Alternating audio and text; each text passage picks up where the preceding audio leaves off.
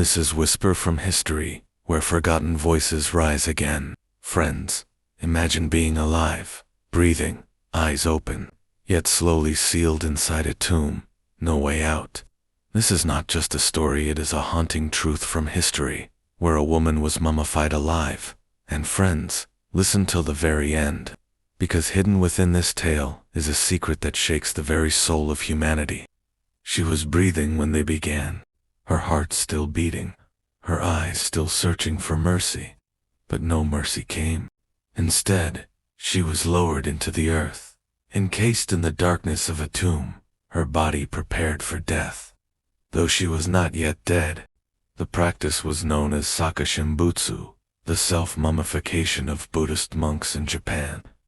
For centuries, it was believed that through unbearable suffering, denial of the body, and the slow descent into living death, one could transcend the cycle of life. But among the rare and horrifying accounts of this ritual, whispers remain of a woman who endured it not by choice, but by decree.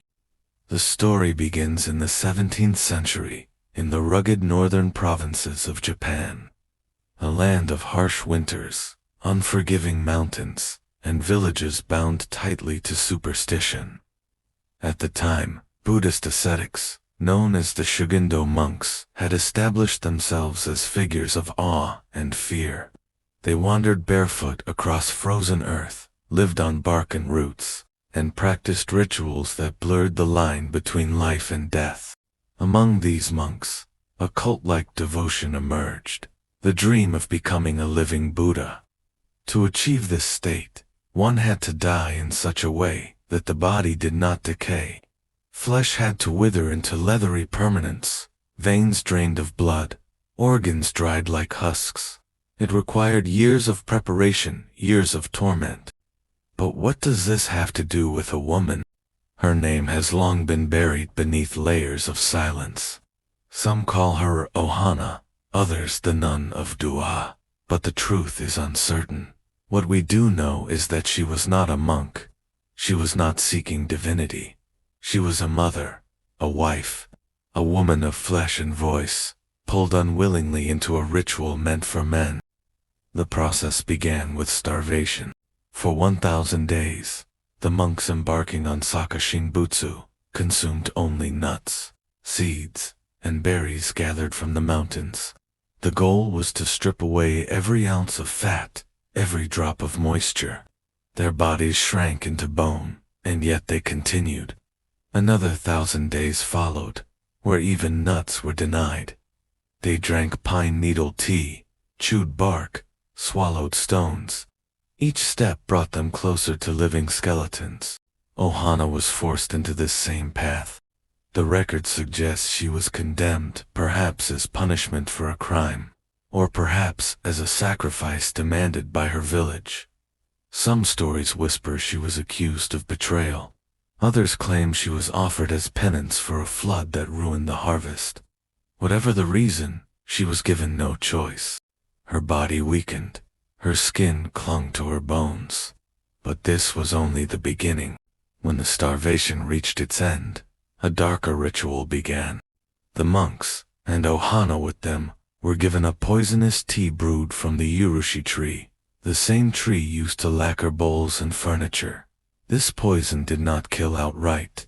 Instead, it destroyed the body from within. It caused violent vomiting and sweating, purging the insides of every parasite. Worms that might one day eat the flesh were poisoned before they could. Ohana drank the bitter liquid. Her throat burned, her stomach convulsed. She cried out, but no one came. The villagers stood silent, watching, for in their eyes, she was no longer a woman. She was becoming an offering, but the poison had another effect. It made her body toxic. Even in death, no creature of the earth would touch her. Finally, the day of entombment arrived. She was led to a small, narrow chamber carved beneath the ground, barely wide enough to sit in. No room to stretch, no room to lie down. In her hands, they placed a small bell and a wooden tube for air. She descended into the darkness. The entrance was sealed with earth, leaving only the tube to the surface. Through it, faint light flickered, her breathing grew shallow. She rang the bell once, twice, each sound echoing faintly above.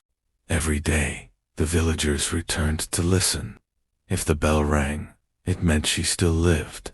If it fell silent, it meant she had passed. Only then would they remove the tube and let the tomb become her eternal prison.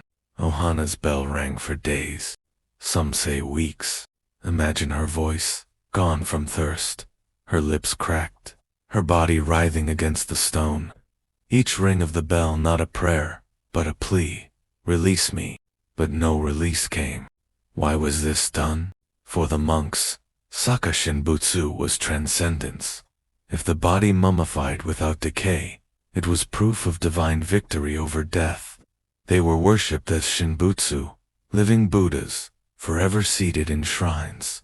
But for Ohana, it was punishment, perhaps an offering to appease angry gods, perhaps the cruelty of men cloaked in religion. Historians debate whether her story is true or legend. Some argue no woman ever underwent Sakushin Butsu, yet in certain temples, records describe a female figure entombed and mummified, her remains hidden away, and the whispers persist.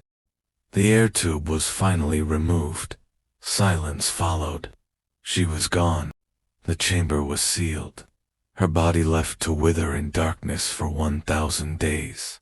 When the time came, the tomb was opened.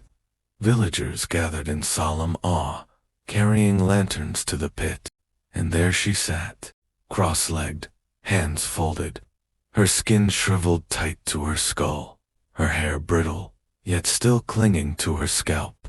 She looked less like a corpse than a figure of dry wood frozen in eternal meditation. She had become a mummy, but unlike the monks who sought this fate, she had not chosen it.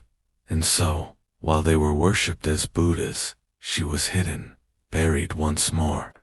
Some say her body was concealed in a wooden chest, locked away to erase the shame of her forced sacrifice. Others claim she was displayed briefly, then cast aside. No shrine bears her name. No chants are sung in her honor. She became a ghost. The horror of her story lies not just in her death, but in its silence.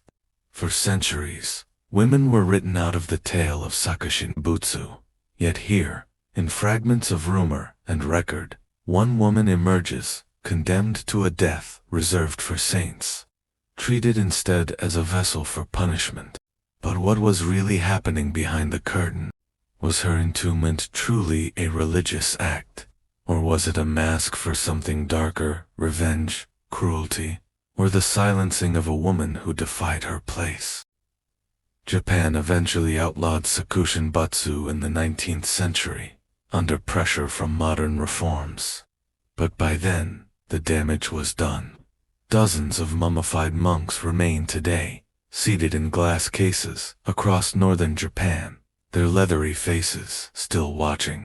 And somewhere, if the stories are true, a woman rests among them, her name forgotten, her bell silenced, her sacrifice erased by history. But in the faint whisper of her story, she breathes again. History turned her into a living mummy, but her pain, her cries, her story, still echo in the winds. The only question is, was her torment truly an act of devotion, or simply cruelty against a woman? Don't forget to share your thoughts in the comments. If you liked this story, make sure to subscribe to our channel, and never miss our Dark Series playlist.